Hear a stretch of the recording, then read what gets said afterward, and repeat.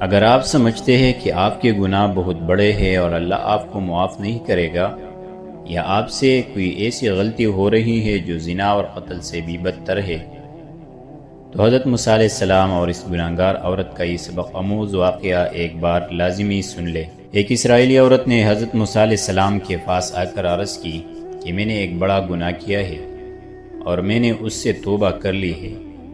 آپ اللہ تعالیٰ سے دعا فرمائے کہ میرا گناہ بخش دے اور میری توبہ قبول فرما لے۔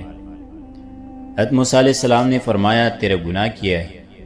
اس نے عرض کیا، میں نے زناکاری کی اور ایک بچے کو جنم دے کر اسے قتل کر دیا۔ حضرت موسیٰ علیہ السلام نے فرمایا، اے بدکار، یہاں سے دفع ہو جا، ایسا نہ ہو کہ تیری نحوست کی وجہ سے آسمان سے آگ نازل ہو کر ہمیں جلا کر راکھ کر دے۔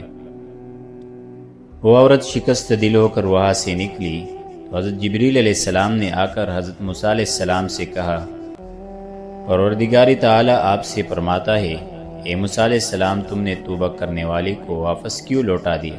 کیا اس سے برا تم نے کوئی نہیں دیکھا؟ موسیٰ علیہ السلام نے جبریل علیہ السلام سے کہا، اے جبریل، اس سے برا کون ہے؟